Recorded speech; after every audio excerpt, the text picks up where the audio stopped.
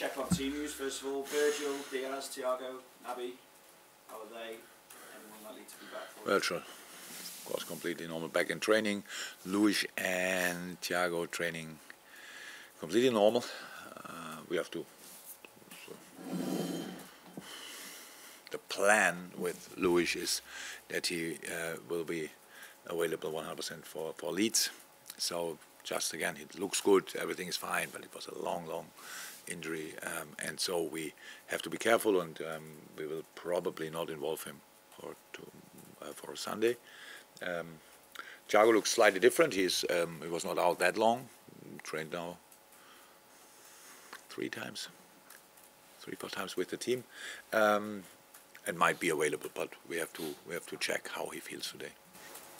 You know about your record against Arsenal at Anfield. Last time they took a point was 2016. Last time they won at Anfield was 2012. But do you sense that this Arsenal is pretty different to what you competed against before in your time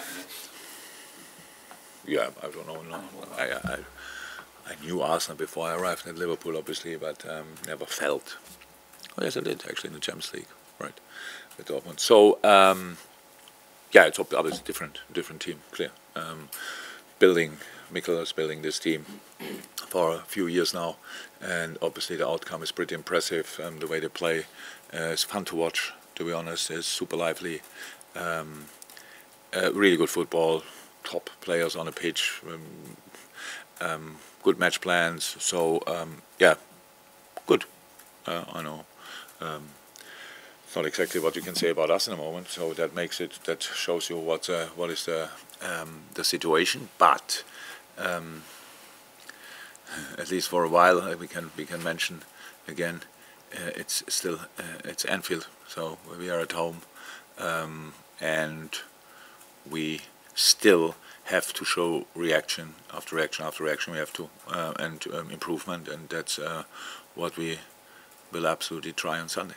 Just to follow up, what's the key to getting or seeing a brighter, a braver Liverpool? Because we know you can do it. You did it against.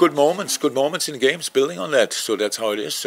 Good challenges, good battles in little areas, and then keeping the ball. Because our main problem at Chelsea now, when you look at that game, it was like flipper. We have the ball, we give it away. We have the ball, we give it away. We have the ball, we give it away. It's like you cannot watch that quick. It's like from an analyst point of view, you think the computer's broke, and that's obviously not how it should be. I liked about the game was the desire, the passion we put in. But of course, there were still two situations where they scored, but it was a handball, so that's now something, and the other one was offside. We still have to prove the point how it would have looked if we were 1-0 down. But again, it's like that. So this game is gone, and now we have a new chance, and that's how it always is. We have 2 days longer to prepare the game. Means we have 3 sessions, which is absolutely 3 proper sessions, which is very helpful. Where we really can train, and it usually always helped us, and that's what we think this time again as well. And so we will give it a proper try, and that we need Anfield is clear, and I really hope. That's why I said after the Chelsea game, I think people saw a few things which they think, okay, that was better than before, so come on, let's go from here. You mentioned Anfield. How important is the Anfield factor? You've won your 30 points at Anfield this season. Yeah. Just won the how important is it?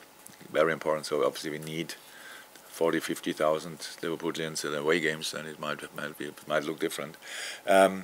So it's not the only thing we should rely on. It's not that we think, okay, it's Anfield, so we will win. Well, a lot of tough games involved, and we lost, unfortunately, games as well here, which was not helpful at all. Yeah, but it's no secret that the combination of our people and the ground and then the boys is a pretty good combination. So that's what we have to throw in as well, but not relying on it. We have to push the train, and yeah, in this moment I have a very good feeling that we can do that. At the start of the season, I don't think many people thought Arsenal could or would win the league. I wonder what you have made of them and the sort of challenge that they would bring on Sunday. Yeah, that's easy because you think when you watch at the team and stuff like this, and then you think, okay, City will win it, and don't think too much about like if you're not yourself. And we thought actually we can give them a proper fight. But Arsenal deserves where they are, so it's a mix of really really good football and extreme emotions, I would say, from everywhere, but just a good way to play. To be honest, it's like I know people are asking for time for managers, that they have more time, stuff like this, to can develop this. I really think Mikel deserved each minute he got there when it was not going perfectly well. In the beginning, maybe the steps were not big enough for some people and stuff like this, and now they are there. The team is very well set up. And good transfers on top of that, but a stable, last year already a pretty stable team. Brought in obviously super important players, but not too many, and that's what they are using now. Jürgen, you said before the run of these 3 games this week that you were super excited it would define your season. Do you still believe that it will define your season? Unfortunately, it could or can. If we win this game at the weekend, which is the plan, obviously, then we would have 4 points out of these games. That would be a completely normal situation for us, I would say. In the past, when we played Chelsea in our best moments, it was not much better. To be honest, we played there. It was always difficult. Maybe might have won 1 or 2 games there, but most of the time we drew there and stuff like this. Last year, I think it was last season, when I wasn't right, I sat at home with COVID. We started very well, and then we got more or less pushed to the wall, and it was a draw in the end. So losing at City is possible, was always possible, and now we have to win a football game. So, and then we will see again. I understand that from your point of view, it's super difficult to find new questions every week, but believe me, it's even more difficult to find new answers. So, that's why I thought 9:30 and you all stay at home and you can write what you wrote last week or whatever. So it doesn't make the situation better. So we have to play better football. How I said, we have to keep the ball in the decisive areas. We cannot pass the ball into their feet. And that now sounds so simple.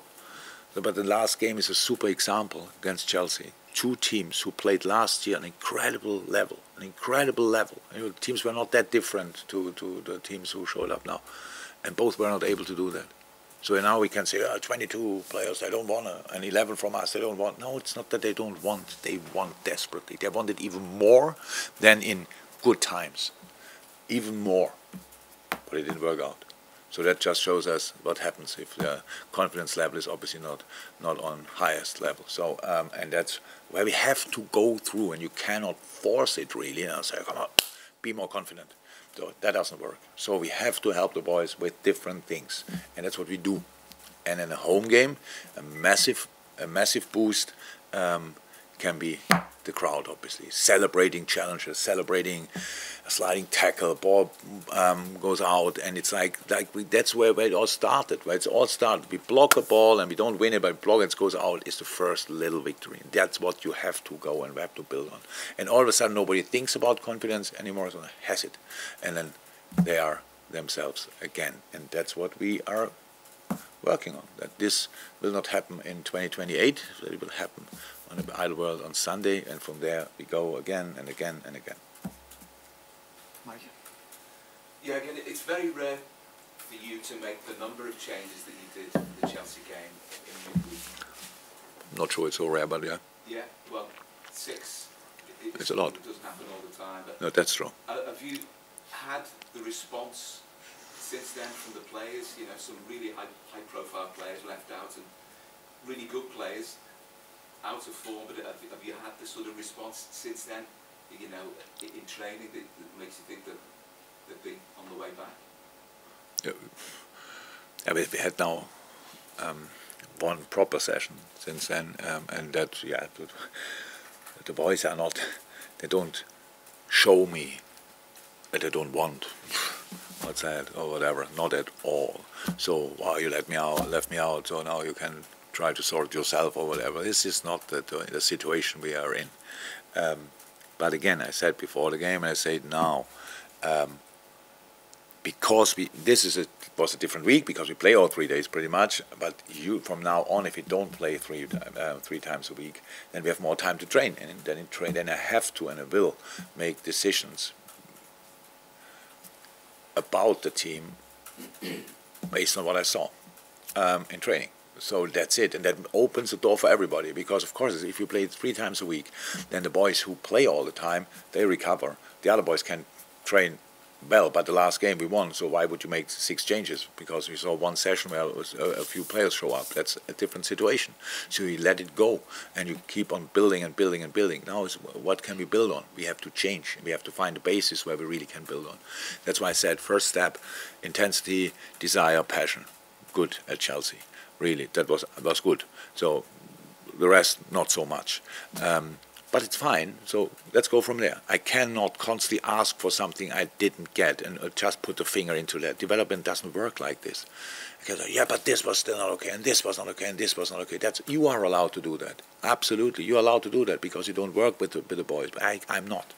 The one in charge is not allowed to do that because I'm really calm in this moment. You might be surprised, but I'm really calm. It's like I'm in it. I see everything, and I base my decisions on that, and in the end, we will see what the outcome is. That's I cannot do more, and again, we have to keep going, and we will.